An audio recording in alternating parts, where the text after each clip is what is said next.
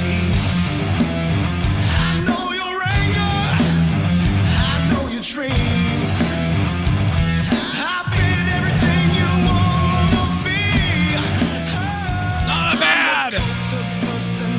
Not a bad Monday Night Raw as Paul Heyman's his damn eyeballs almost blew out of his head tonight.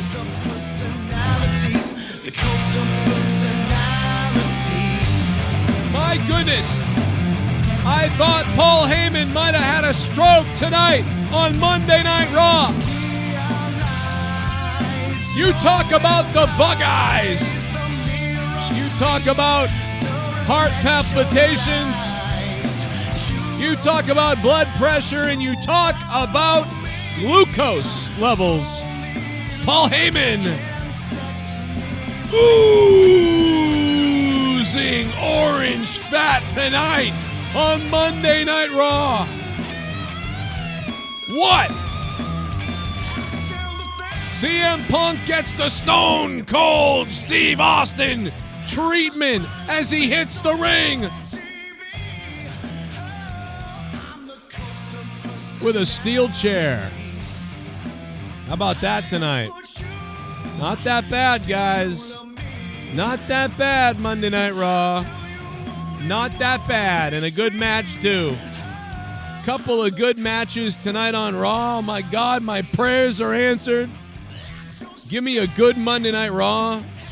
Good Lord, we got something pretty decent tonight. Tonight felt like a real kind of show. I think some of the undercardy, or not the undercard, but some of the lower mid-card stuff tonight wasn't great. They mailed it in on a lot of things. But for the most part, I still think there could have been a variety of some other things tonight. But they hit some key points tonight. They did a good job. I appreciate. This is the second. Is this the second or third Raw in a row? Or no, this is the one. So the Raw after WrestleMania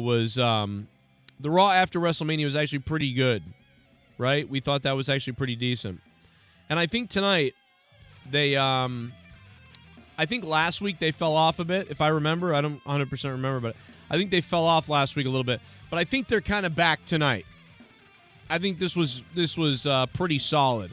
A pretty solid show tonight. They went a little throwback here with Raw. The formula that works. Hey, let's open the show up with the Jey Uso stuff. That was great. And then they get into the Paul Heyman stuff. And then we get the Paul Heyman challenge, basically. At some point, hey, it's on you. Guess what? That's tonight. That was really, I really loved that. I love the way it started with Heyman unpredictably kind of coming out with Jey Uso in the ring. He suckered him seemingly into a title match. Now people think, man, are they going to take the belt off of Jey Uso already? They might. I don't know. There were some people out there that thought that. There were some people out there that didn't think that. And there were probably some people that saw the CM Punk return coming. I wasn't even thinking about it, to be honest. And maybe that's because I've been so, wasn't really thrilled with last week's show and some other things. So maybe I wasn't thinking about it. And because I wasn't thinking about it, I wasn't overthinking it. I wasn't doing videos on it. I just wasn't thinking about it. So, Sami Zayn comes out and then CM Punk comes out, and the match already was pretty good. That is probably, is that not Jey Uso's best match that I've ever seen as a solo guy? Is Jey Uso, guys, is Jey Uso starting to get, more believable as he's the champion now than he really was? And you had a right to say before that the guy doesn't feel like a champion type of guy, Good final match, but why the fuck did they not ring the bell to signify a disqualification when Punk hit Seth with the chair, or have someone announce the result and say still your world heavyweight champion, Jey Uso? Listen, CM Skunk, I agree, but I'm going to sort of defend them on that. Let me defend them by saying this. In the Attitude Era, there were a few times where that happened in the Attitude Era as well, where the show went off the air at the end and no bell that was ever rung for some reason, or nobody ever mentioned it. Now, I actually think that they might have rang the bell tonight and we didn't hear it, because the pop for CM Punk was so loud that when he hit the ring and he waffled Seth with the chair, the only thing that was able to confirm that for all of us was Michael Cole. By the way, I think Michael Cole did a great job in this match, because how many weeks do I come on here and bury the commentary and bury, all that stuff? But I'll tell you, tonight Michael Cole did a great job. When he didn't get all the curb stomp, Michael Cole was like, I don't think he got all of that. I'm not sure. And by the way, that could be Michael Cole just guessing. Like, that didn't look very good, and I don't think it's supposed to end here. Probably Cole knew it wasn't going to end there. So he was like, well, I'm going to sell that. Like, he didn't get it all, I don't think. No, he didn't get all of it. I love when they do that. And Cole sometimes doesn't do that, and it pisses me off. And he did a great job tonight. So Michael Cole did great with that. I still think some of the commentary needs a lot better filler talk and some things like that, but it was pretty good there. A lot of key moments. Cole was able to explain that there was a disqualification right when CM Punk hit the ring and hit Seth Rollins with the chair. I think you could not hear the bell ring. Let's listen really quickly. Punk is back! CM Punk is... See, right there, Punk drops Seth freaking Rollins, and as soon as he drops Seth Rollins, the referee gets to get out of the ring, and the referee throws his hand up like this and said, "My heart goes out to you, Nazis." And the referee actually does this to say, "I'm throwing it out. That's it. The match is out." He went over and looked at the the bell ringer, and he did that to signify that the timekeeper that the match is I'm throwing the match out, which obviously CM Punk is putting his hands on Seth. So the referee indicated it. Back! CM Punk just cost Rollins the world. Yeah, I think I'm right there. I think I might have heard the bell. Let's listen. The world title. Punk is back. Punk is back. CM Punk is back. CM Punk just cost Rollins the world title. Right there. You hear that in the background? The ding, ding, ding. I swear to God I heard it there. So what I think happened is, I think somebody just rang the bell, and the bell was not mic'd. So for whatever reason, the table got bumped or something bumped into the table. And there's a little microphone that sits clipped onto the bell usually. It used to be a wired microphone, or they would just put the actual microphone next to the bell, and they'd ring it. I almost feel like I heard in the background a ting, ting, ting, ting, but it was like very faint. It could have just been crowd noise, and maybe they did not ring the bell, but I think that the microphone is off for whatever reason. So I think the mic was off. I think the bell actually does ring. If you were in the ringside area, you would hear the bell ring, I believe. So I do think the bell rang. I'm just guessing, and that the microphone didn't pick it up, so that's why nobody heard it. And usually it plays throughout the arena, so the whole arena hears the bell ring via the microphone or the wireless mic that's clipped onto it nowadays. Hell, now they might even have a bell with a built-in microphone. I don't know. I mean, they should. But for whatever reason, it didn't come over the speakers. But the bell was, the bottom line is the referee indicated the match is over, has signified that. And then Michael Cole reiterated that over the broadcast. So the only people that might be unaware would be the people in the crowd. But, I mean, if you know the rules, you know the rules. The match is over. It's not a big deal. It's not a big deal to me. So I don't know. That's not like something. CM Skunk, thank you for the $3.11 donation. But I am going to say I'm not really worried about that. If you want to donate to the show tonight, it's right there. There it is in the chat, pinned to the top of the chat. You guys fund the show. You guys keep the shows going.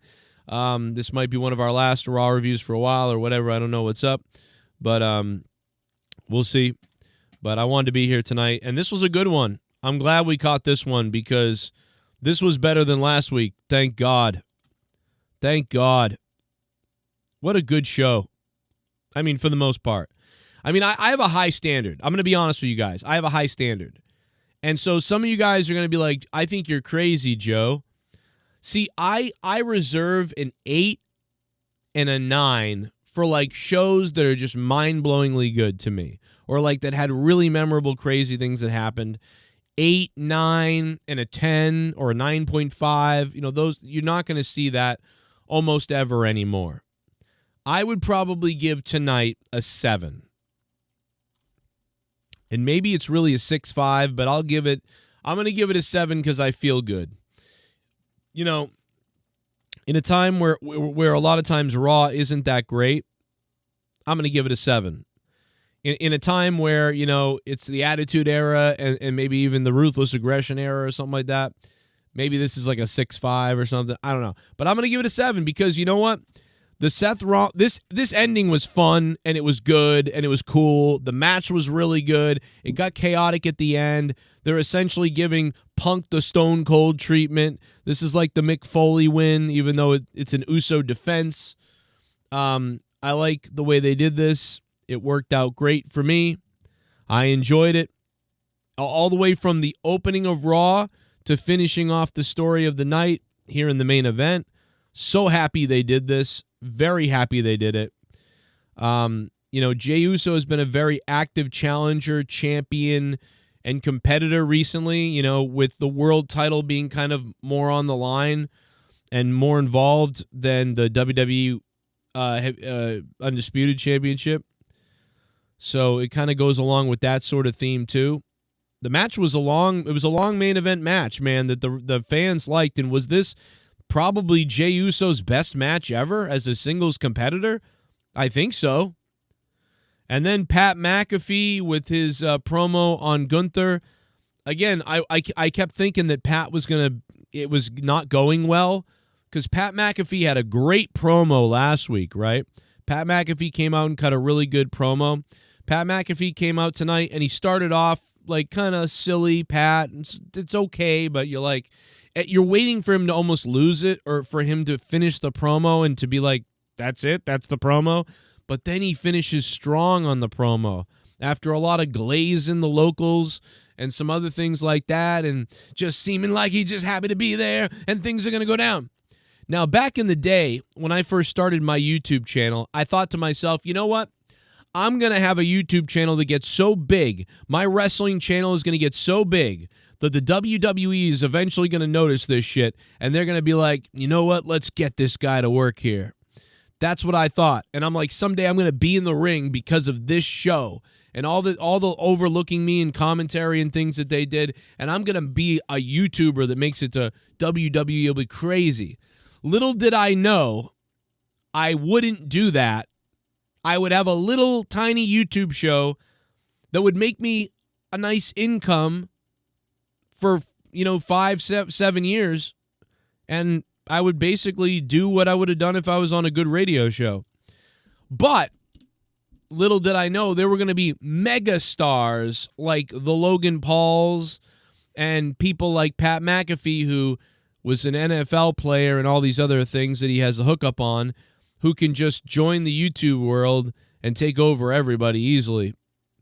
I didn't think about that. So I'm almost like I had a premonition that I saw this happening, but what I didn't know is it wasn't me, it was Pat McAfee. That's what it was. It was him going and doing it, not me. That's what I didn't know that I didn't understand. But it's weird watching him in there. I'm like, man, this is what I thought I was going to be able to do starting in 2014, 15, 16, and whatever else.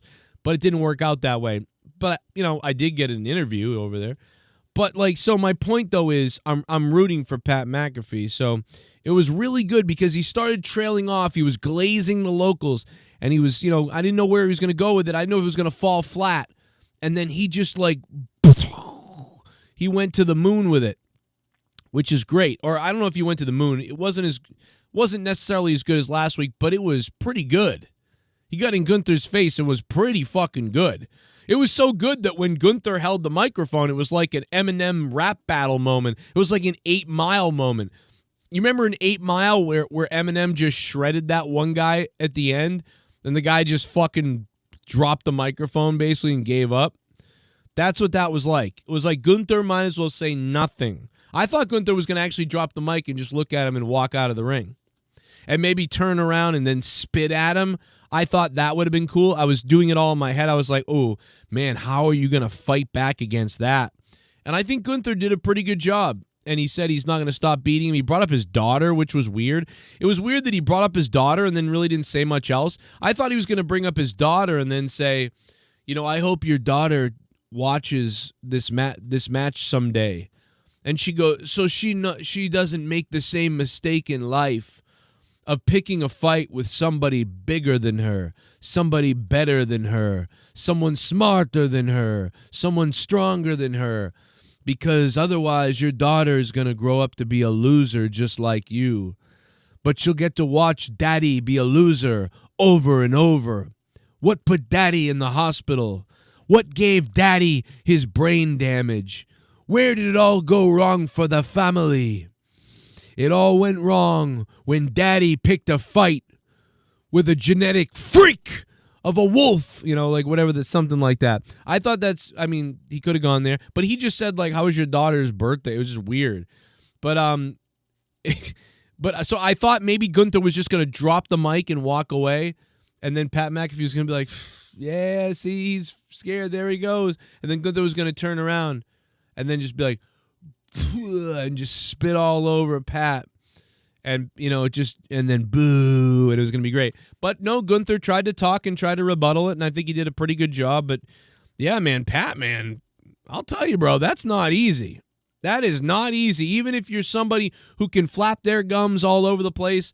I mean, I believe I can do it most of the time. I can look at somebody and I can just start cutting promos on them if I just know a little bit about what's going on, or even if I don't, I'll make it up.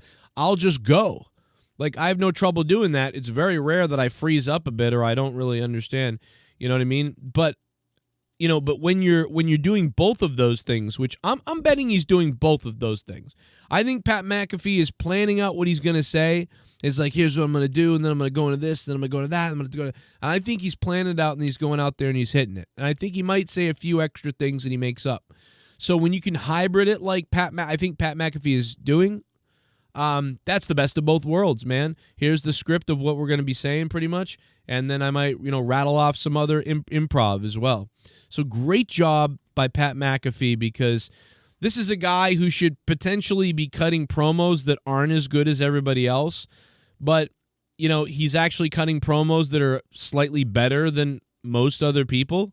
So, Pat McAfee just crushing it for sure. Like, awesome shit from Pat McAfee. Love it. So, you got a main event. You got an opening to Raw that's great. You got a main event that's great. You got a promo segment with Gunther and Pat McAfee where nobody knocks each other over. They just going face to face, and they're dropping it. And it was good, by the way, in front of all those people. You got Rusev earlier choking the shit out of people. He's nuts. I don't like his new music, though. Why the fuck does he have awful, terrible new music that sucks? I don't understand that at all. That sucks. They really got to fix that. The music just blows. Oh, my God. Otis threw him over the table with a side suplex, and he just launched him. It was crazy. That was an okay little segment. I mean, that was nice. Rusev's back, got his first win back. Io Sky was okay in that women's match. I didn't really care for it too much. Not a lot there. I would have preferred like something more backstage or something. So that was whatever. We found out that Tool is doing some kind of a crossover with Penta's entrance music. And by the way, J.D. McDonough and Penta had a great match. Great match. J.D. McDonough and Penta had a great match. And Penta with the altered version of his music with Tool, some kind of promotion. I don't know what that was. Becky Lynch cut a promo tonight that was pretty good. I kind of enjoyed Becky Lynch's promo, and I used to hate Becky Lynch's promo. God, did I hate Becky Lynch's promo. Sheamus had a match with Vince McMahon's long-lost son, but I kind of stepped away during that. I had gone upstairs to be with my youngest son, was having a little bit of a meltdown. I was trying to help him out, and we were watching a little wrestling together, but in between that, this match happened, so I kind of missed it, but it didn't look very great to me, and I don't understand it really. I don't really know. I'll have to go back and watch that part later, but that was the only thing I missed was Theory and Sheamus. So Anybody let me know if I missed something there, but I feel like I didn't miss anything. But, yeah, so there you go. I mean, Raw actually, I almost think Raw kind of went by fast in a way, because the opening segment, which was good, was very long, and then the Penta JD McDonough match was pretty long and was really good. The Becky Lynch promo happened. The Gunther and McAfee promo happened. Those were all pretty long segments. And then the main event with Seth Rollins and Jey Uso, that was also probably Jey Uso's best solo match ever. And it couldn't have come at a better time, because he's got the championship belt. He's got the World Heavyweight title, and he needed to have a good match. And whether that was because of Seth or because of Seth and him and the crowd and the time or whatever, he had a good match. It's too bad that wasn't, I mean, that was better than many of the WrestleMania stuff. The crowd helped it. You know, the stakes of the night helped it. Oh, and, you know, I forgot to mention the opening promo. We talked about how good that was and how long it was and everything. But, I mean, like, let's not forget the fact that it was also really entertaining, because Paul Heyman threw a freaking nutty. I mean, this guy's freaking eyeballs almost exploded out of his goddamn head. He snapped, and it was, I mean, bro, I was concerned for Paul Heyman's, health, because he really lost it. I'm trying to remember when he lost it, but he lost it. I'm looking now. I'm rewinding back to see where it was, because he really just lost it. And leaves me in the hands of Solo and Jacob. It was after this, I think. I mean, the guy damn near had a heart attack. Here it is. Like, the facial expressions that Paul Heyman made were out of control. Like, you know what? Somebody should find the roast where Paul Heyman says all that cancel stuff, basically stuff that would get you canceled, and Paul Heyman went nuts, and take the roast and play the audio of Heyman like saying, like, I raped her fucking pussy, like whatever the hell he said, and then put this picture of him freaking out to it. But I betrayed Roman Reigns, right? I betrayed Roman Reigns, who couldn't handle the fact they just wanted to help my best friend live out his dream. No, it's always Paul Heyman. I'm always the liar. I'm always at fault. I'm the betrayer. I'm the double crosser. I'm always the freaking scumbag in the situation. Not this time. I'm right. I'm right. I'm in the right. And you blame me? Screw you.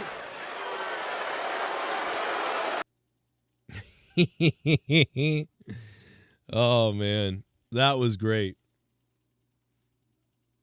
I mean, that was the scene from the original Total Recall, where at the beginning his eyes bug out of his head. That's all I could think of when I was looking at it. I think I tweeted about it, or X'd about it, whatever the fuck it is now. I mean, that's not even the best photo right there. That's not even the best one. I mean, there was some better shots of Heyman. Like, this is even better. See? I mean, we're getting some real crazy. And what kind of tan does Paul Heyman have going on, by the way? What the hell kind of tan is this? I mean, is he getting a tan and then putting on the tanning stuff? Like, is he laying in a tanning booth and then on top of that also putting spray tan on? Is he doubling up? Am I crazy? I feel like he's doubling up. By the way, I put out a video earlier today. If you didn't watch it, go watch it later. If you haven't watched it, watch it like tonight as soon as I'm done with this, because The video's about all the AEW drama stuff, and then it's also about, Gunther and Jey Uso and some other things. So let's see how right or wrong I was. Go watch that video later tonight. It's important. But real quick, let's jump on the donations, and I'm going to read some of the chat, too. What you guys are saying about this. This was obviously, I thought, a really pretty good Raw. I did enjoy Raw tonight, and I watched it, like, begrudgingly. Like, oh, boy, I'm going to watch this, and I could have, done anything else. But, you know what? This was entertaining tonight. A. O'Donnell became a member once again, baby. A. O'Donnell with the 64 months. Thank you, A. O'Donnell. I will do my best to, try to stream again this week at some point, and I don't know what I'm going to do going forward, but, Monday Night Raw has been kind of dead for me on this channel, so I don't know how many, Super chat party. Not really feeling Raws. What a time to be alive, Joe Cronin Nation Watch Club. What is up, everybody? What a time to be alive, yeah. Terrible time to be alive. Botch Club on Instagram. Go follow the Botch Club on Instagram. You won't regret it. 100,000 other people have not regretted it. Luke Rojas says Raw was decent tonight. Yeah, I think Raw was a 7 out of 10. I mean, I'm going to give it a high rating because I'm so happy they didn't waste my time and I was fairly entertained by it that I'm going to give it a 7. Probably should be a 6. I'm going to give it a 7.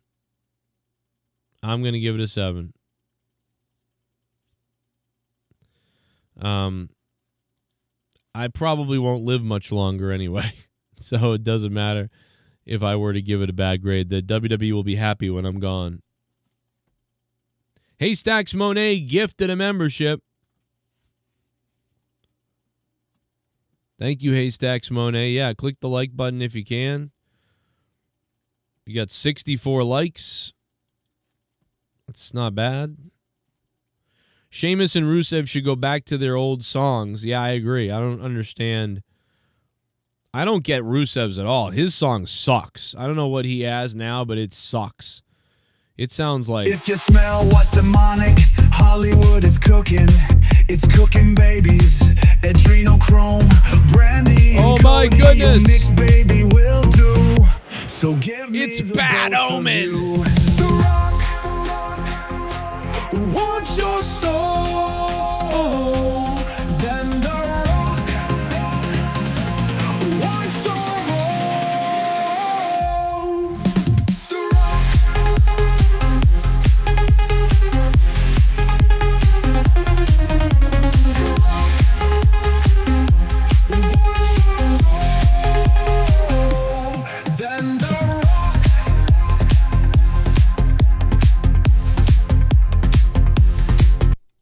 Last week, Raw was 8. This week was Redemption. Tonight was easily USO's best singles match, or at least the top 3 he's done. Yep. Heyman was solid and good, seeing McAfee do his thing. 7/10. Wow. Bad Omen is in full agreement with me. Bad Omen is giving it a 7 out of 10 as well. That's fire. Awandi in the chat also said that after Raw went off the air, Logan Paul attacked Jey Uso. So I did not see that. That's interesting. Makes sense with their feud. I made this clear in my other video earlier today, but I think Logan Paul and Jey Uso will wrestle, and Jey Uso will win. And then I think that Jey Uso may potentially go back to have a rematch with Gunther. I don't know. Maybe not, though. And if not, it's possible that Logan Paul will beat Jey Uso for the belt eventually. I just don't know if it's going to be right now or in some kind of a rematch later on down the road. I don't think they want to take the belt off Uso too quickly because people think that's going to happen. And also, right now, the belt is making Jey better. And honestly, Jey is getting better. And that's making the belt seem better. I mean, Jay is like actually getting better. It's not just that Jay is being pushed and that he's doing better because he's supposed to because he's being pushed. It's that he's having better matches. So not only is he winning matches anyway because it's wrestling and it's fake, but he's having better matches. So all of that is making, and because of the crowd, his aura right now, it's really making it believable. Like, he didn't feel believable yet before to me. Even with all the yeet stuff and everything, he felt like somebody who didn't belong yet. Like, why is he? But it was like, and even the minute he won the title, it was like, well, that was a better match than last year's WrestleMania. So that's good. He had a better match to win the belt. That's okay. That's good. And now he had a good, something else good. I can't remember what it was, last week or the week before. I don't remember. But now tonight, he's gotten better again, right? So he's gotten better again, and he's the champion. It's building the aura. It's making the belt seem more important. He really has that belt on display, too, by the way. Something that AEW and Jon Moxley don't do, which is let us see the fucking title. And the aura is just great around the belt. So let me put Bad Omen up here. Bad Omen is the top donation. Thank you, Bad Omen.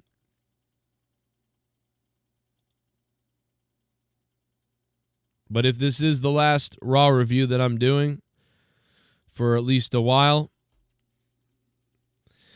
I'm going to make sure I go out with a bang. Sorry, I'm just kidding. Moxley's lazy, what a bum. Yeah, they really are stupid. I don't know what they're doing over there. Can you imagine what AEW? They're out of their fucking minds. They're out of their minds over at AEW. I mean, hiding that championship is the worst, dumbest, like, might be the dumbest shit ever.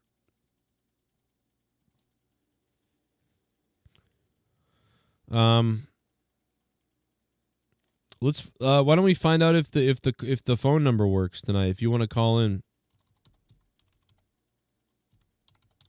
feel free to call in.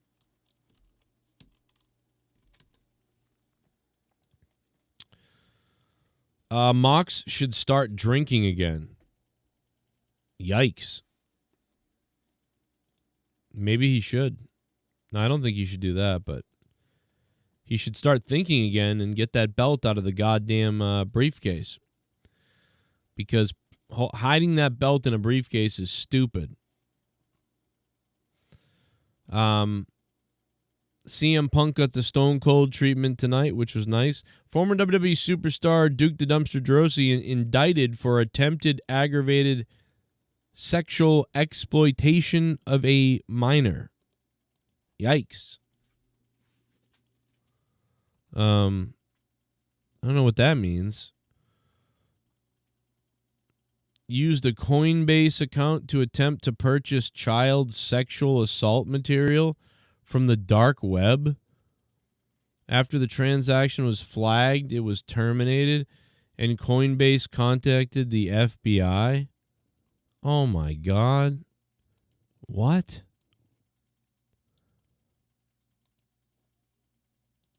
What?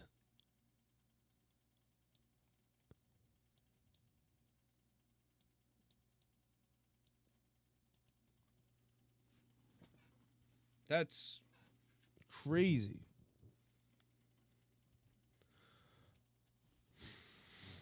That's crazy, bro. Why in the world would what? Why would a grown man like Duke the Dumpster Droese? I mean, it's almost like you feel like this is like a setup or something. Reportedly used a Coinbase account. Are you sure someone didn't hack it? Like somebody, because that's something you would hack, and that gets hacked all the time. Like Coinbase gets hacked all the time. So I would think that like the guy got hacked and they used his Coinbase account to purchase these things, right? Like, you really think that, my God, that he would do that? Oops. Well, Skype works, everybody. Just got to fix the thing. That's crazy.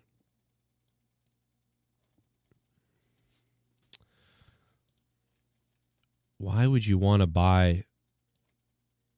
I mean, does that mean he's buying like children being abused?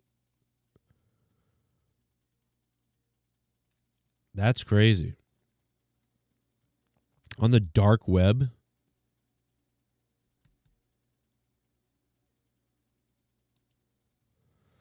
Yo, that's great. That's like fucking full on disturbing. Super Chat Party. Joe Cronin Nation Botch Club thanks you must see now. You better follow Botch Club on Twitter. I mean on Instagram. Because if you're on Instagram and you're watching Botch Club, you know how it goes.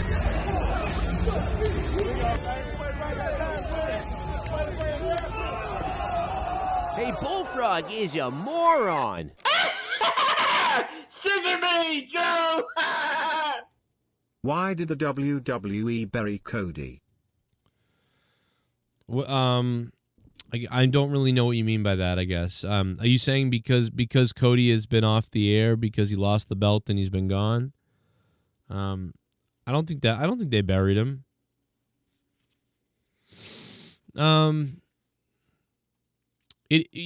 I will say that it doesn't look good that he's not around and that we're not hearing from Cody. Like, so I don't think they buried him, but whoever's decision it is to keep the guy off TV for like 3 weeks. Granted, I don't know if something's going on, like, whatever, but why is Cody Rhodes, gone for 3 weeks now? That's what's crazy.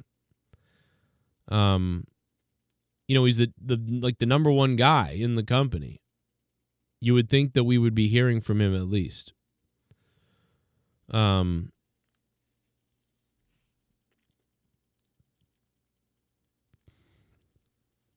don't know. He's doing something probably. Cody is filming, says New Generation. What is he filming? For 3 weeks.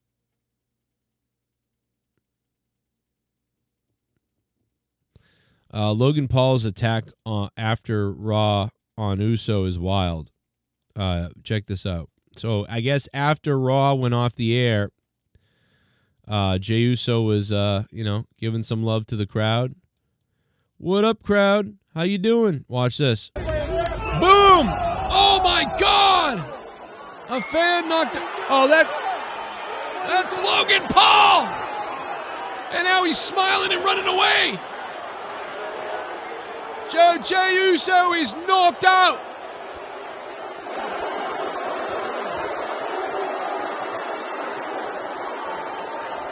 Sammy's furious. Punk had to hold his legs.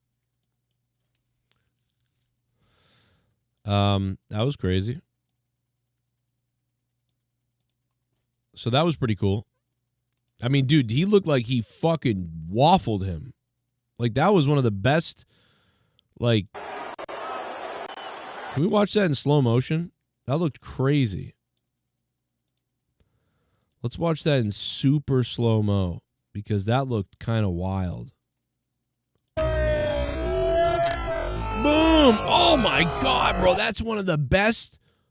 That's like one of the craziest punches where, like, it looks like he hit him and then Jay's sort of sell of it. Boom! Oh! Like, that was so quick. Wow, that was well done. I mean, you can kind of tell in slow motion, that he pulled it. But, like, My God, that's one of the best, to run up on somebody from the crowd like that on the spot to make something look good.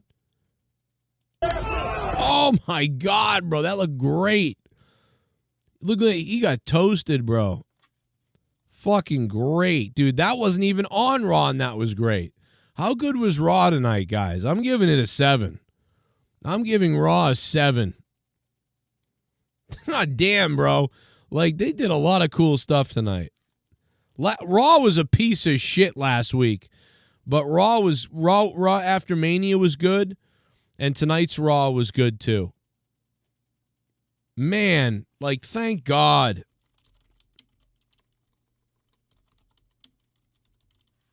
Thank God.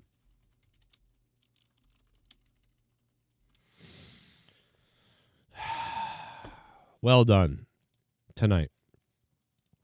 I was interested in most things that happened tonight.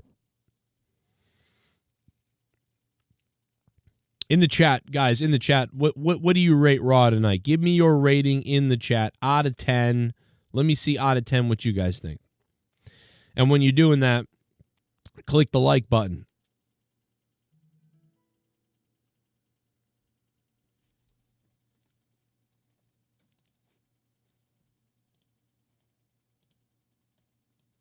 God damn, that was good.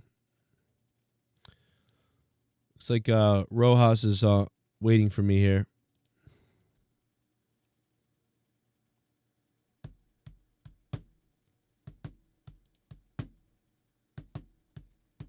Oh God, it's Rojas and the fucking special needs crew on Discord. Guys, if you want to donate to the show, you can use Venmo, you can use Cash App, you can use streamlabs.com/evilspectrum1111/tip, which is pinned to the top of the chat, by the way. Or you can do a super chat, or you can become a member, or you can sign up on Patreon. These are all the crazy ways to support the show that's dying. But you can support the show one of those ways if you want to. Shout out to all the patrons up there who keep it hard. I believe I will be live. I think I'll be live Wednesday night this week, maybe. If not, we'll definitely be live Saturday for Monetize This, but I might be live Wednesday night as well. But, you know, salute the shows, brother. If this is one of the last Monday Night Raws that I cover for a long time, I am so happy it was good, because at least I enjoyed it. Paul Heyman's bug eyes were worth it just alone. Just to see that orange face.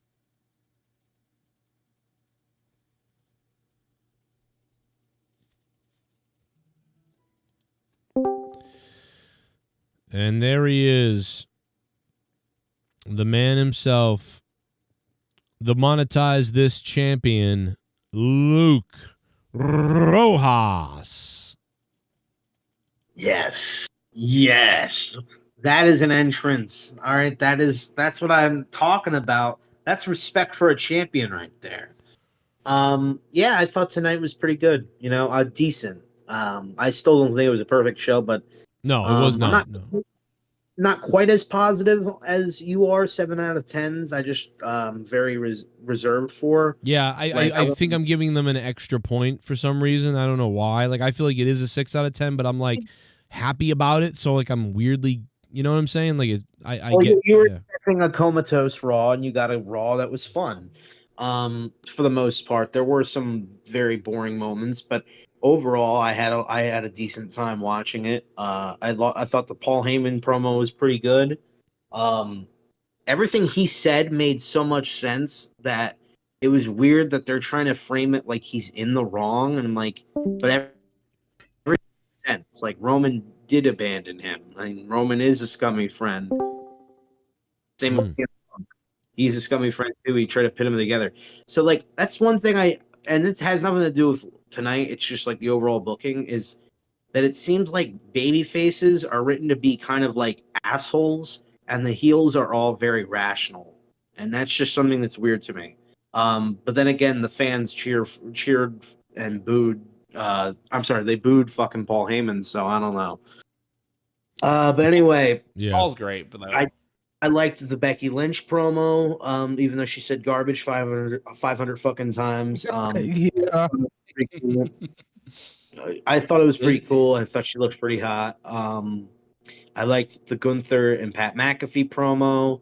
The world title match was pretty good, and I liked that it was just out of nowhere, unexpected. I do think Seth should be the champion, but I don't think he should be the world champion. I think he should be the WWE champion, because that's the more important title. And Seth, what he's doing is essentially trying to become the top star of WWE. This is the whole thing. He's the new undisputed top star of the WWE. Why go after the second fiddle title? You know? Yeah.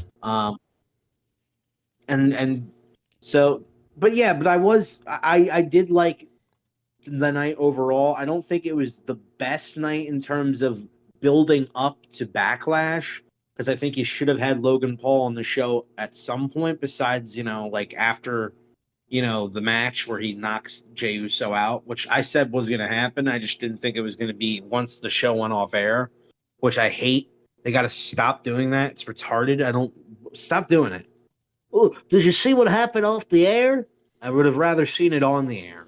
Well, because they want to they want this I don't know what I'm trying to think of what it is. Like they want this sort of like buzz that happens after the show goes off the air. So if the show ends the way it is, everybody saw it, everybody's whatever, and maybe they're browsing some of the social media stuff, but they're like, I saw everything. What are people saying? Oh, whatever. Well, I'm gonna go to bed now, or whatever. They want that like little kick of extra. Like, wait, did you see this? Like, and it helps everything trend and everything. You know what I mean? Like, so it's like social media related. Like, and I don't know. Like, I guess I don't mind it because I feel like it makes the package bigger. It's like you saw all this good stuff within the 2.5 hours, or this whatever you saw in the 2.5 hours, good or bad or whatever. But there's this little extra that happened, and it happened afterwards. It's like you have dark matches. You have the dark match at the end a lot of times nobody sees, and now you have kind of like, what do you call it, the social media moment or something? I don't know. I'm much more annoyed. I was much more annoyed when they did it with Kevin Owens turning heel off air. I thought that was just dumb. That's crazy. Yeah, no, that's crazy. That was not okay. You're right about that. These guys are in a feud together already, so like that's fine. Yeah, but yeah. Imagine like a return happens off air. You know what I mean? And, wait a second, that's Eddie Guerrero. They brought him back from the dead. It's off He's air. been cloned. He's been cloned. They could do that. You know what? They could do that and make it Dominic Mysterio. He comes out looking like Eddie. He already looks like Eddie. Comes out to Eddie's music. And I'm like, what the fuck? I thought you died. It's like, surprise. Like, that'd be great. It wouldn't be crazy if he came. I know. Wouldn't it be crazy if he came out with the car and he was like, surprise, I am Eddie Guerrero, but not really. Oh my God! Wouldn't it be just funny if he came out and said, "Yeah, that'd be a good gimmick." Is that Dominic? Oh my God! Dominic reveals that he is Eddie's kid. No, Dominic just thinks he's Eddie. That's it. I'm Eddie. Was, but he's a better Eddie. Yeah.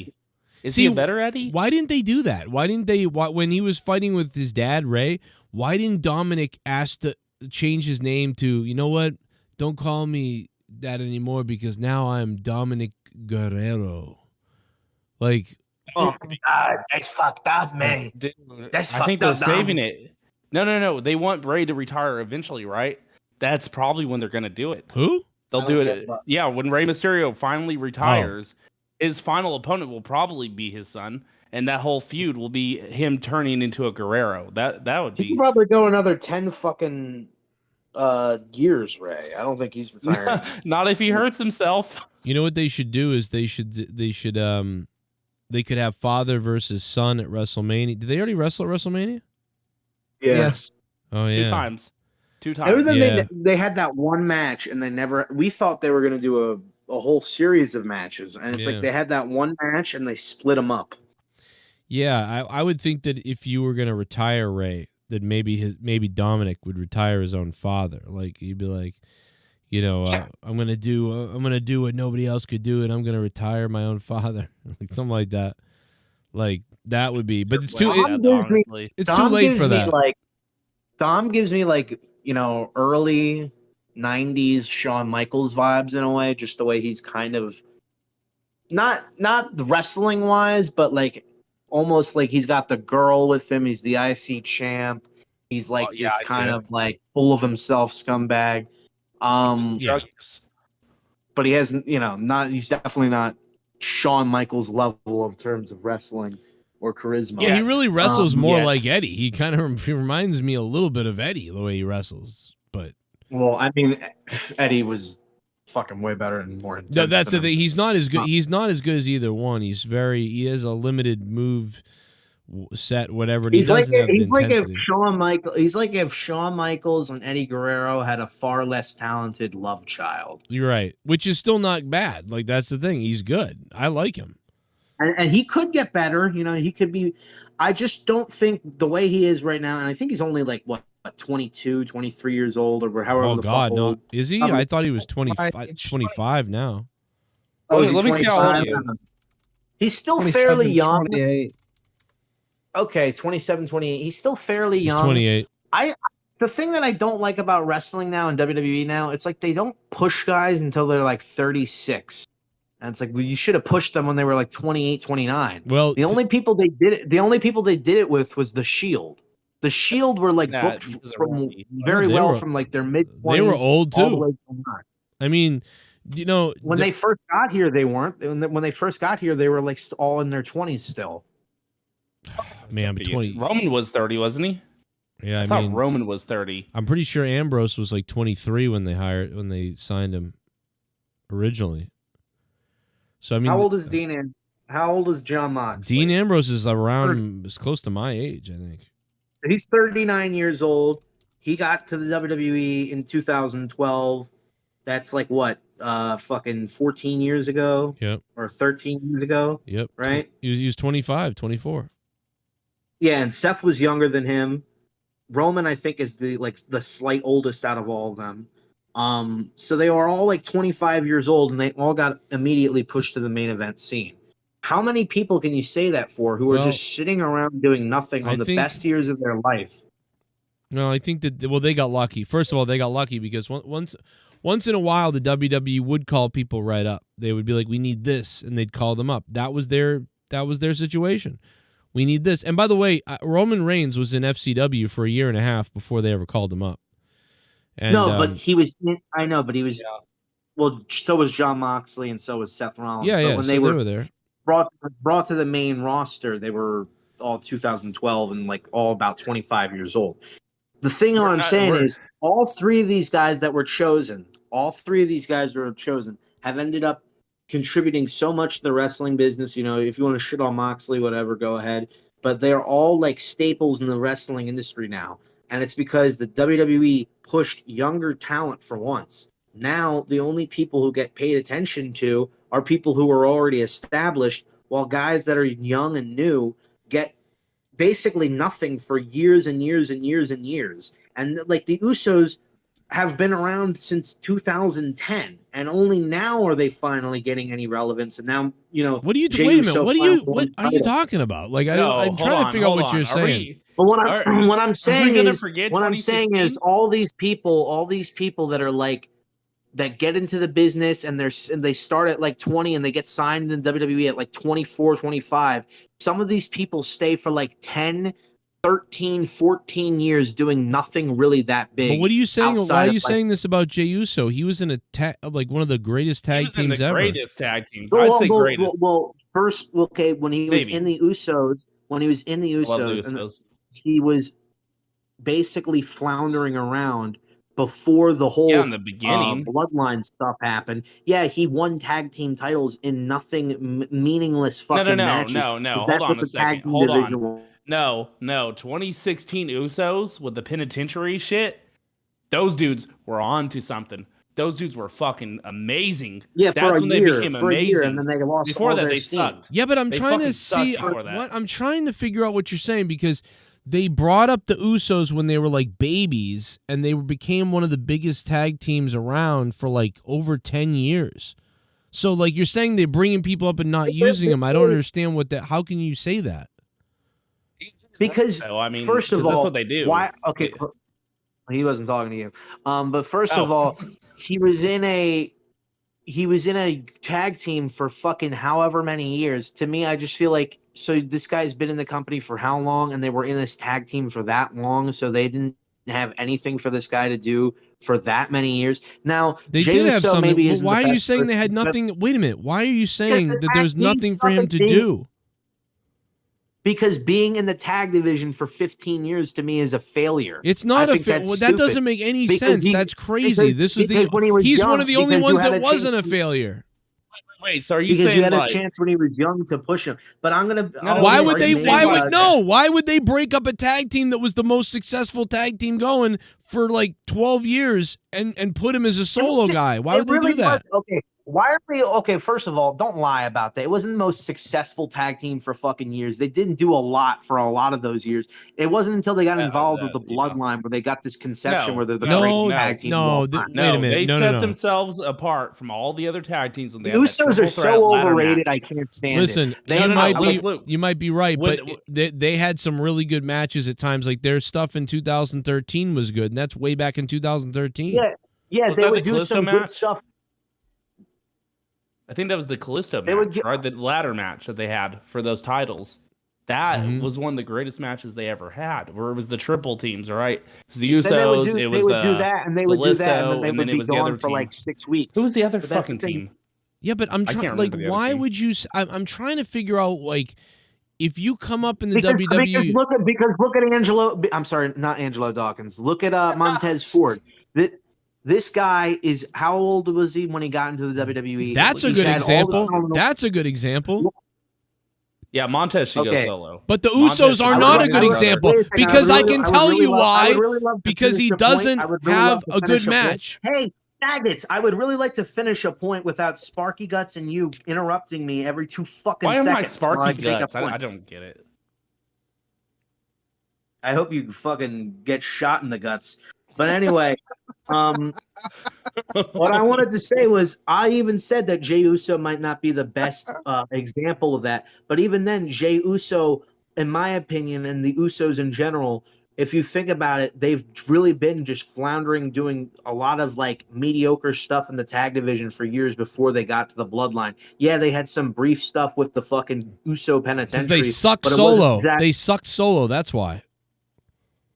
So why Well, would you want to apparently they push don't guys that solo now suck because solo? Yeah, Because Solo got buried. we never get to see if they actually Solo. suck solo when they don't give them the opportunity. Look at Austin Theory. This guy got here, however, He got when he was buried. this young, and now he's being buried, and he's just wasting all of these years. And then eventually, when he's 37, 38 years old, he'll be given a fucking push. you and it's you like, act wow. like he's still gonna be here when he's 37. They're gonna Well, why release wouldn't him I? before Why he's wouldn't I? 37. When guys like Kofi Kingston floundered around and didn't get the fucking spot that they should have gotten years ago and had to stick it in the fucking mid card their entire lives until they finally got a title shot, and then they lost it, and then they ended up still staying with the WWE. Or Dolph Ziggler, for example, who wasted all of his best years in the WWE because they never wanted to push him because they were too busy pushing the same people they always push anyway.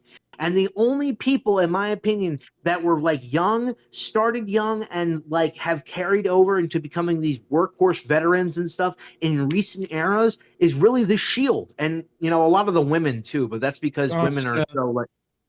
John Cena. What? You are so confusing. Cena. I gotta be honest. Like he said John Cena. you're out of your Well, mind no, with because- this because What's they confusing of what I said? because they brought I get the your point. they brought the Shield up, right? And they made them the Shield, which ended up basically was supposed to be just a quick little thing for CM Punk's bodyguards. And all of a sudden, like these guys got over huge. So they let the guys just be over, and they were the biggest thing in the company, but they were a team. It was weird. And then all of a sudden they go, well, they're so over, they're killing it.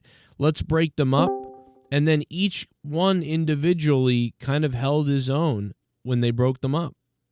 But like, so what you want is, what I think it sounds like you want is, you want when the Usos were at their heyday, 2013, 14, 15, they should have broken them up then, and like when they were 2015, and then push both the Usos as singles competitors. That's what you want?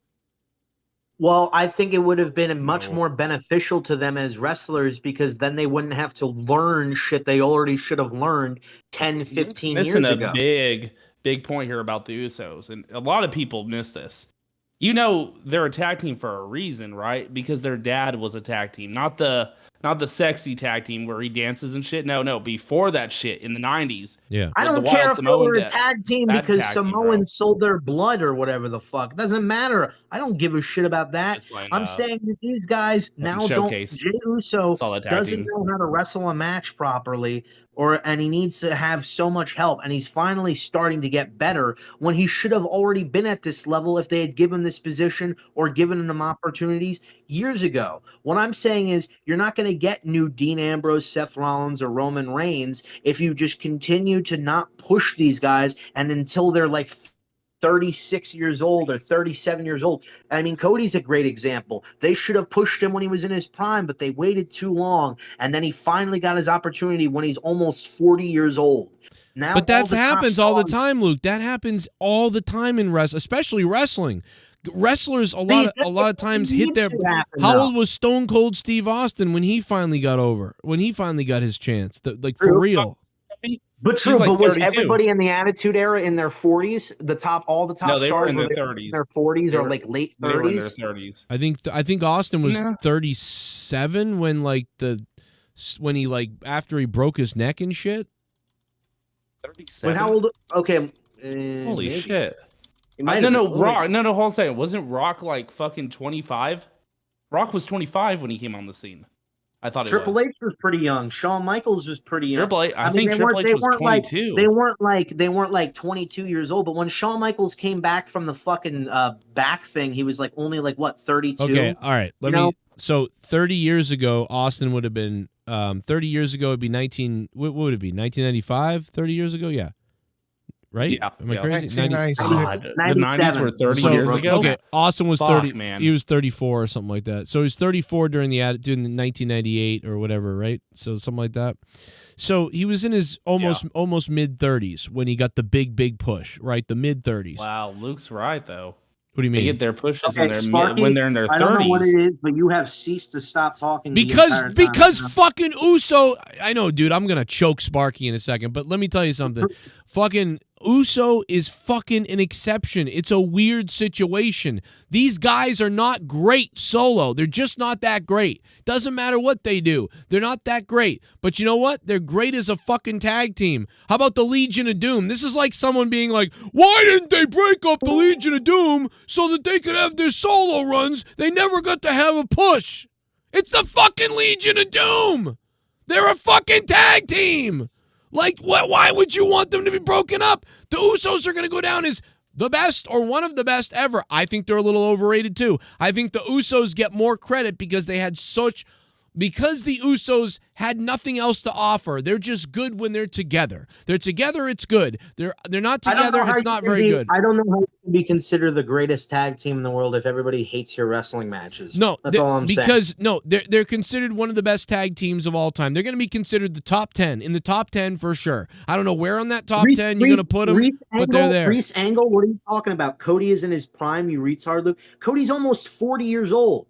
I'm saying is his physical prime. He's in his prime as a wrestler. He's in his prime as a wrestler. Wrestlers hit their prime around 34 to 44. I don't think so. I don't think so. I think in terms of physical peak and his wrestling ability, he was in his prime when he was younger. What I'm saying is I'm looking at it more as, okay, this guy can go. He's really good. He's really athletic. You should push him now. Don't wait until he's almost 40 and he's slowed down. He has to take time off now and he wrestles less.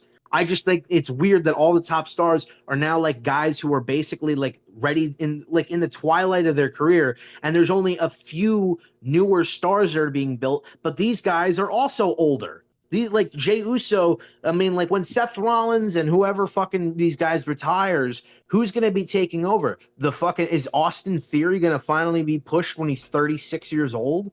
Like that's what I'm saying. There's not enough. Like that's something that I think WWE needs to do more, because the younger guys of the Attitude Era ended up carrying. They did push Austin Theory. Yeah, and then they shat on him.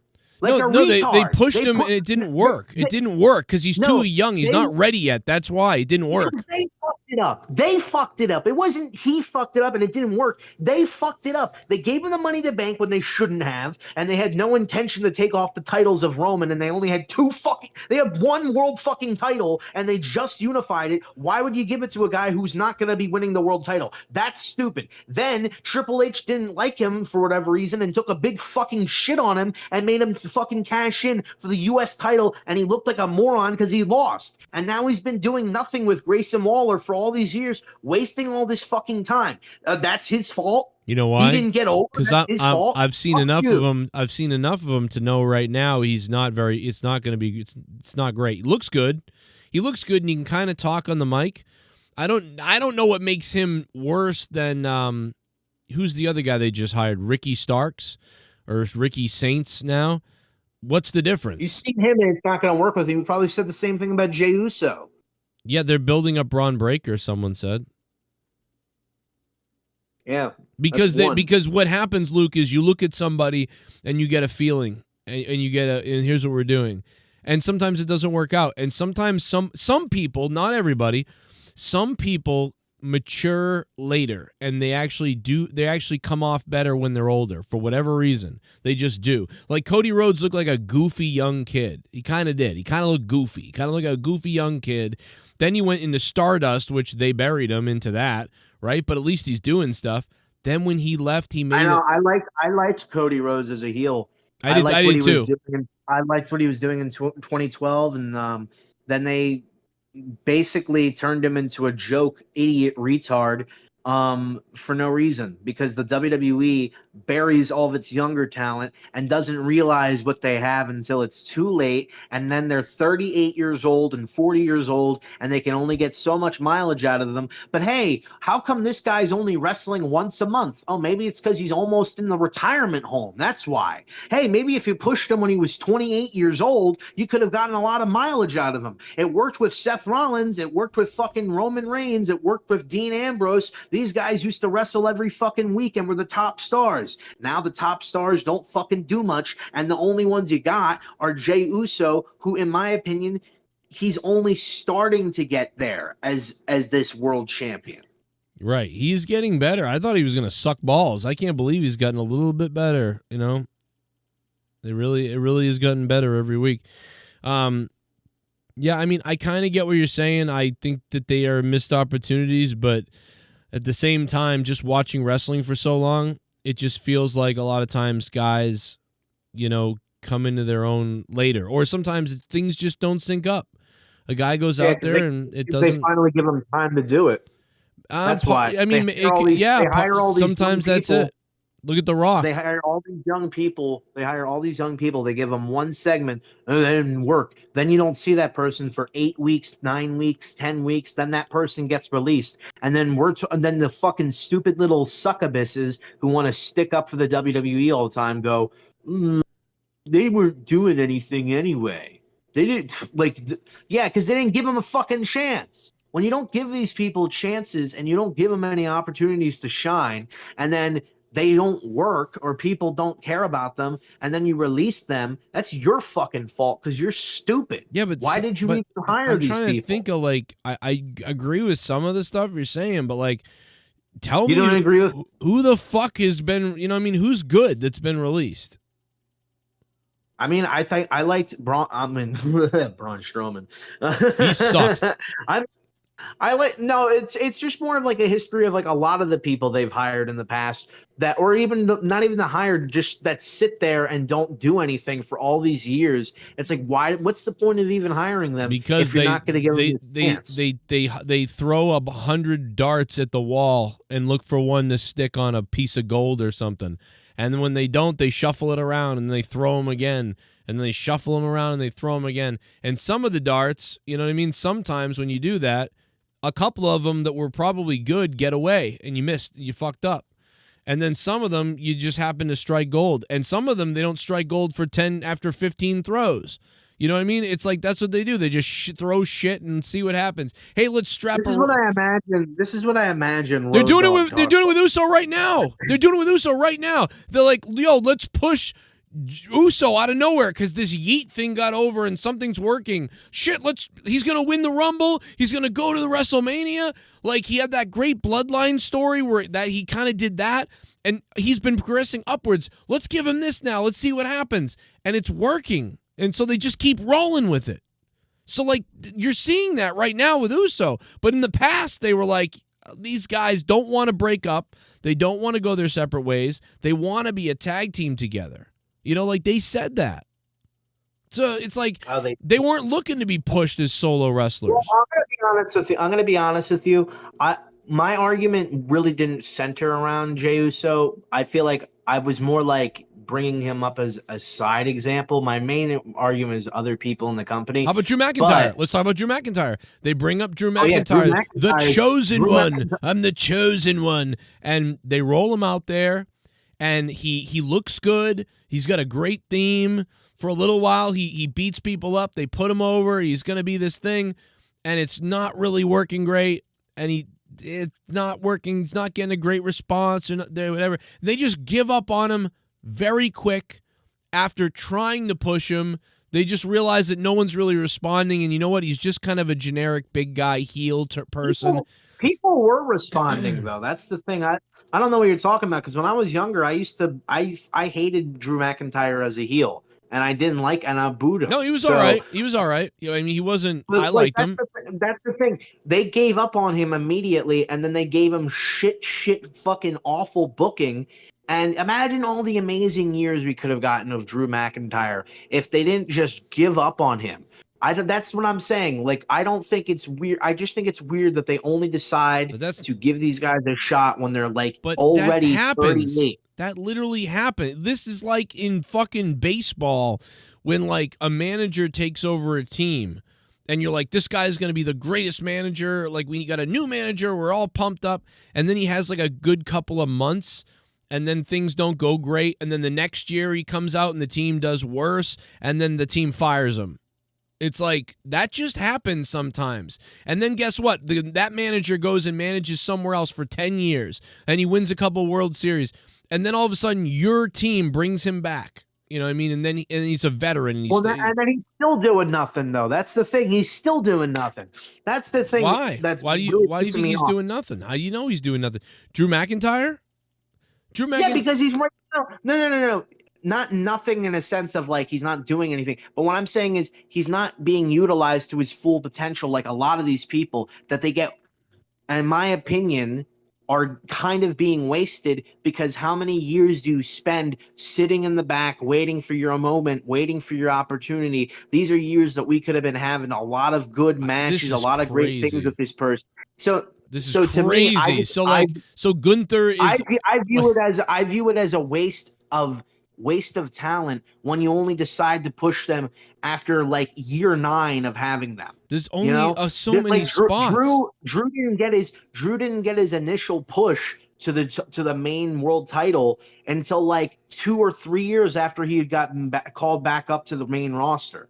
And even then, they gave him the world title and he only had it for about like a few months, or I think he had it for like a better part of the year. And then once he lost it, he never won it again. And he floundered around and did nothing for a bunch of these years. Then he finally gets this heel character running and he's going good and he's great. And he's got this feud with CM Punk. And again, he gets dropped and like now you're back to the mid card. And I just think that they're going to keep doing that with Drew until he finally fucking retires. And you're going to have all these great things that should have been with him. Like he should be the main bad guy with the WWE title. He will never probably get that, in my opinion, just with how slow it takes the WWE. And by the time it does happen, he'll be like 42 years old or 43 years old. And I'm like, you know, and he's wrestling once a month, like Cody Rhodes, like Roman Reigns. I think that there are. I just think this is crazy. I think Drew. What's crazy about what I'm saying? What's crazy? What's ludicrous? Well, it's almost like you want everybody to be the top person. How is that possible? Like I don't want everybody to be the top person. I want everybody to. I want everybody to get a fair shake, and I want everybody to get reach to their. I top agree, potential. but I know, but this is crazy. I agree with you that Drew McIntyre. Like, I was angry after that thing with Punk. That Drew should have been pushed higher. But here's the thing: wrestling is like a test. It's like we push you here. What do you do? We push you there. What do you do? In my opinion, like Drew McIntyre, and you hit like a crescendo at some point, right? Like you hit the boom, boom, boom, almost like playing Guitar Hero or something. So put it this way. Drew McIntyre comes back into the company. It's like a test. He goes to NXT. He passes that with flying colors. Bam, that's a green light. He comes up to the main roster. He's pretty well received. Bam, that's a green light. They kind of like flounder him for a little bit and don't really know yet what to do fully with him. So it's just cruise. But you know, eventually he gets a couple of moments. He hits a green light with those. Hey, now we're going to give him the title when there's nobody in the arena. How is he going to handle that? Pretty well, but he was in a lose-lose situation, and the moment was still cool for him to win it. I give that a green light, too, because he handled it pretty well. Then he really doesn't do a lot, but he never really does anything wrong, right? And so now he has this feud with CM Punk. And he cuts some of the best promo work of the year with CM Punk in one of the best stories of the year. Boom, green light. Well, now Punk goes on to do cool things, and we kind of leave you behind. And we're going to stick you with Damian Priest at WrestleMania. But guess what? They end up having a fucking good match that I liked. It's one of the things I remember from WrestleMania is that was a pretty good match for it only being 10 minutes long. So boom, green light, check the box. So it's like when it comes time next for something, I remember in my brain that, man, that guy hit it on that, and then he hit it when we gave him shit, he hit it, and when we were pushing him with one of the new guys, the top guys, CM Punk, he took care of business there too. So now there's this opportunity for him to get another shot somewhere. And if that's being buried, WrestleMania main event, you know, winning the belt again later, and then CM Punk and the situation with him, the year. Well, I never said he was completely buried. I'm saying that he's not doing what I think he should be doing, which is appropriate for what he had out of that feud. I don't think, you know, you can say, oh yeah, he had a great match with Damian Priest, and he should be, you know, I guess I should be happy about that. But I'm not, because that feud I don't think was very good. Well, I agree, but that's the point. Is bad. We gave him shit, and he still hit. We checked the box, even though we gave him shit. And so at least, because if he didn't, to me that doesn't mean anything, because there's so many people that they've given shit that made great shit out of it, or you know, made gold out of it, that didn't get anything out of it. They're like, I don't think that's a you know, a positive in my opinion. That's just another thing. Like, oh look, Drew McIntyre made this thing that nobody cared about good. And Damian Priest as well. I have to give him credit. Listen, if I was in charge, I would have. But the WWE probably won't care anyway, because they're already focusing on what's going to happen next year, and next year has probably something to do with The Rock and something to do with John Cena. Or oh wait, John Cena is retiring. Oh yeah, I forgot about that. So it probably has something to do with people that are already going to get, you know, already got all this attention. And I see people that are saying that I want everybody to get a participation reward. I don't.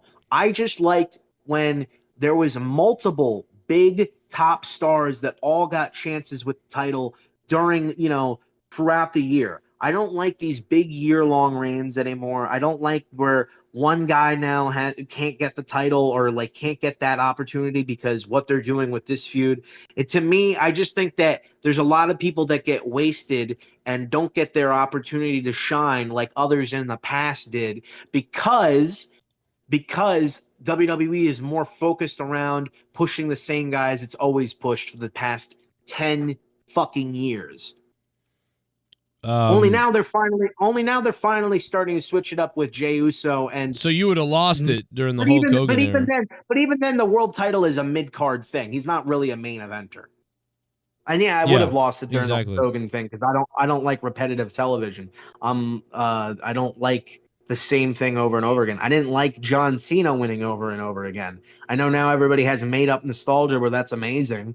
Oh, Randy Orton and John Cena are facing each other. This is fucking great. Hey, remember when we all hated it because it happened 450 fucking times? Those are two other guys who were young and carried the business for years and years and years because the WWE gave them opportunity after opportunity after opportunity when they were young and didn't scrap them immediately like they do all these other guys. Look at Edge. He was a young guy. Jeff Hardy, he was a young guy. And yeah, maybe they didn't always get the best things, but these guys would be given big deal shit and were given plenty of TV time when there's plenty of people like Grayson Waller and fucking Austin Theory, for example, that are just doing really nothing. Because what the fuck have they done? Because the Hardys came up as a tag team and they were fucking awesome almost right from the beginning. There was something there. And then they gave them stuff to do and the people loved it and they grew and got bigger.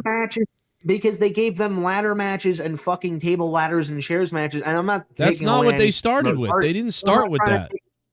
I know they didn't start with it, but they did give them a lot of time to have these good storylines. You also have to remember the writing was better. They gave them time to have these more interesting storylines, and there was better writing, so it made more compelling television to watch them. And then eventually, they used to get all these crazy stipulation matches like tables, ladders, and chairs, and ladders matches that helped them get over. So what I'm saying is that really hasn't been given; those opportunities really haven't been afforded to Grayson Waller, Austin Theory. They suck. They suck. That's why.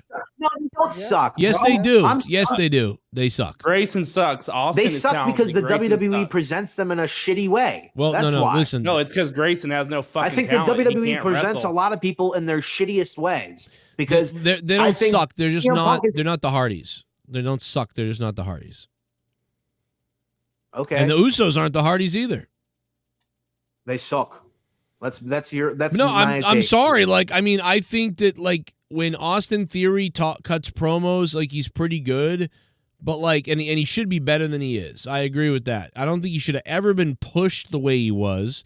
Like he's this next crazy thing. Never should have happened. I don't even think they should be in a tag division. I think Grayson Waller should be doing his own thing. I think Austin Theory should be doing his own thing, and they should have been able to get something out of them as good, solid mid-carders where they are right now, instead of bottom tier nobody tag team. Yeah, they're guys that you bring out to get killed, but they're not somebody. I've seen enough of them now that I'm like, whatever. I'm basically seen enough. Whereas if someone said they're not going to do anything with them, I'd be like, okay, that sounds good to me. I don't care. I didn't like when they were pushing Austin Theory. I didn't really like him. I didn't like what they were doing with him. I was like, I don't think this guy's that great. This is not going to be the next Cena. But did you really like Seth? When they pushed him originally 10 years ago? Yeah, compared to Austin, yes. Really? Yeah, because he seemed like a piece of shit, at least. I didn't love him, but I mean, I thought he was lame. I thought he was lame as fuck the way he was presented. I mean, I don't think he was presented great, but it came through, even though he was presented shitty, he came through better than Austin Theory. Austin Theory feels like a cartoon character wrestler. And Seth kind of does too, actually, to be honest, because we used to say he's kind of like a cartoon supervillain. But Austin Theory is like the lower version of that. Like he's like the first bad guy, cartoon guy you face. I think I'm starting to get jaded and cynical of wrestling because I'm starting to think that I don't know, all the things that like do what you want them to do. This guy isn't great, but this guy is great. Really? Because I didn't think they were that I can great tell you for many years, and they still got afforded all these opportunities. See, this guy didn't have it, but this guy did. Really? Because I thought he was kind of boring his entire time. So, like, I don't know. Maybe I'm just becoming more jaded and not. I don't know. Maybe I'm just looking back at the past and wishing. It's a combination of things. And, it's a combination of the charisma of the person, the wrestler, and the stories. You're right. And by the way, the stories are like the wrestlers, or the writing is like the wrestlers. The writing goes up and down too. Like there's good, there's bad, and it's like you have to catch the wave the right way, right? Like why when the writing was allegedly better was Cody Rhodes buried, like you said? Why was Cody Rhodes so shitted on for so long when the writing was allegedly better? But now, like, he's really good, and it's like the writing isn't as good. but that's because Cody made himself this character. So it's like Cody had to find the character. Cody figured it out. Honestly, a lot of my favorites back then that like were good didn't get favored. Like Dean Ambrose was my favorite back then, and they didn't treat him. Yeah, favorably he was the third compared to wheel. the other. He was the guy that we thought, and I remember when I did reviews on this show, I used to say that he was the most well-rounded. So I always thought Dean Ambrose was going to be the number one guy because I thought he was the most well-rounded. He was the best on the microphone, and then he was like middle of the road in the ring, whereas Roman was the worst in the ring. Seth was the best in the ring, but Seth wasn't great on the promo. Roman was terrible on the promo. And so, like, to me, it was like, Dean Ambrose is just right. He's going to be the one. And what annoyed me when I was a kid was that they really focused so heavily on Dean as like the underdog baby face, because Roman didn't even care about Seth. Like, Roman went and did his own thing, even though they said they were going to get revenge on Seth and it was really just Dean who did it. But I was like, the whole time you're rooting for Dean, and they would just take more and more shits on him. And then even then they would give him like these semblance of moments where it's like, oh, he's going to get the title from Seth, and he would have these amazing matches. And it's like, dude, he's ready. I think they should put the title on him. And they still didn't give him the title until it was absolutely too late. And they were like, oh, we're ready for AJ Styles to be the WWE champion. Not to mention they put him on the same brand with AJ Styles, and they really fucked over Dean Ambrose. I don't give a fuck if now everybody's narrative is that he's gay and they hate him in Rocky 3. Fucking 10 years ago, y'all would have fucking sung a different tune, you fake fucks. Well, I changed my tune on Dean when I saw him carry the title. I went, wow, this guy is like... It just all fell apart the second he won the belt. Wait, do you mean the first time he won the belt? I think so. I don't even remember. I don't think his red reign was. I didn't honestly. I thought he was good with the title. I think everybody got annoyed. I think you're letting that Stone Cold fucking podcast take over. Dude, that was really funny that I just finally, like, I'm late to it, but I just heard about it, and then I went and listened to the podcast. But I got what everyone said, but then I remember, like, I don't know, 8 years ago listening to an audio version that was really fucking good, and they got along really, really well. I think it was like Dean Ambrose 2015 time or 14. They said, well, apparently he had just gotten back from wrestling, so he was already like tired and stuff. But there was a lot of things. I don't view that one interview. I don't feel like that one interview should be viewed as like, yep, that's all you need to know about him as a person and as a champion. No, it was the way he carried the belt to the ring, like, too. It was everything. And now look at what he does in AEW. This guy buries championships. He puts the belt in a briefcase and doesn't have it for, like, we haven't seen the AEW belt in forever. Like, why if you're Tony Khan, I don't even know what he's doing now. if you're Tony Khan, do you not look at what he did in WWE and go, wow, he did not elevate their belt? So the last fucking thing I'm doing is letting him stick our belt in a briefcase for 10 weeks or longer where we never see him with the belt. That is the dumbest fuck thing that they could be doing over there with a guy. It feels like he's not a champion. And it already felt like that when he was in WWE, when he was the champion, to me. And to a lot of people. I remember everybody complaining about this. And, so big mistake. This is a guy, and I was going to call him Roddy Piper because Roddy Piper never won the belt. And, but even Roddy Piper had an intensity that I thought Dean Ambrose was going to have that he doesn't quite have. And then they had him out there pulling fucking hot dog stands around. So not only did he hurt himself, but they hurt him. And usually that's when things go wrong. Things go wrong when you get shitty stuff to work with, and then when you also perform badly. Well, I think that it's more of like all of his crazy ideas are catered to. I think Dean Ambrose or Jon Moxley is great when he has a vice almost that like, or something that like a filter. That's a good word for it. That can kind of just like, okay, you can be yourself and be this crazy guy, and you work as that like scrappy underdog babyface, or you could even work as like you could even work as like tough guy heel, but you need someone to filter those ideas out. I feel like he's been given so much creative freedom that he's living out his like sick torture blood fantasies. Yeah, with a gang or whatever. Why wouldn't he? Because he's getting everything handed to him. He's getting $6 million a year, which should be a fake number, but it's not.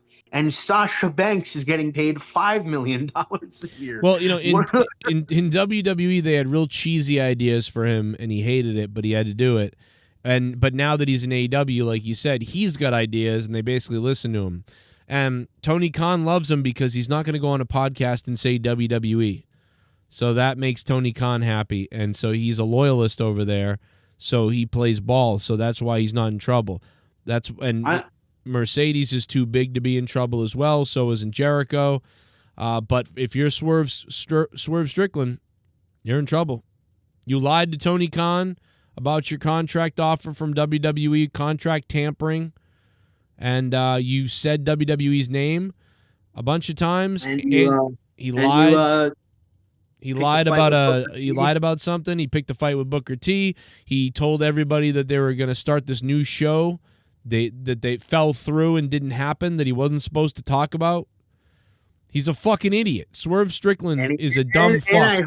And I heard the guy's a race trader. He said that Sinners wasn't a good movie. What the fuck? Yeah, Kill right. you. Well, now Thunderbolts is the new Avengers, so enjoy that. Yeah, dude, Thunderbolts was really good. Thunderbolts.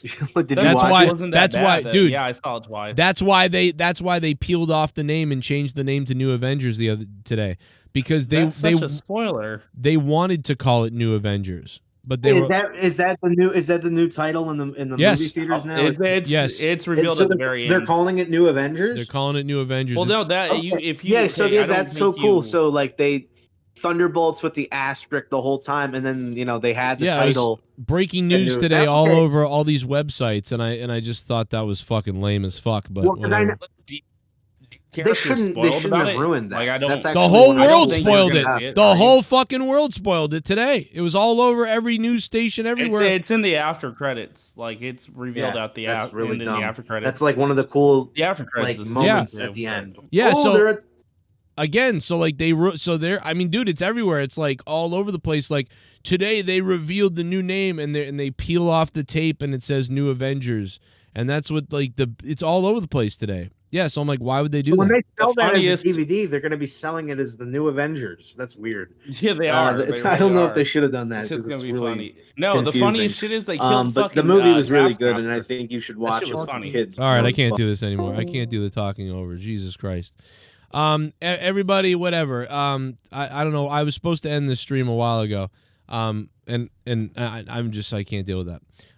Thank you for being here for all these years of the Raw review, supporting the channel and everything on Monday nights. It's been really cool. I'm glad we had a pretty good Raw tonight, because there probably won't be another decent one, for a bit, but maybe there will be. I don't know. Who knows? But thank you for subbing to the channel if you're here. I'll have some videos throughout the week. I'll have some stuff up on Patreon and in the members section and on Patreon as well. And I might be live Wednesday. I don't know. But we'll be live Saturday night for Monetize This again. The other night was not very good, but, and I fell asleep on the show. But, hey, listen. Everybody have a good night. Paul Heyman's eyes almost exploded out of his head. And I basically went through all of Raw from the beginning to the end earlier tonight. So if you didn't hear me talk about all the things on Raw, go back to the beginning of this video, because I did bring up, I think, everything that was important, really, and went through it all and told you what I thought about it for the most part. So go check that out. Also, I released a video earlier today where I talked about some of the things we just mentioned there. For over 15 minutes or something. It's up now on the channel. Plenty of people that could get into stuff. And anyway, I got to get out of here. But have a good night. Thanks, everybody.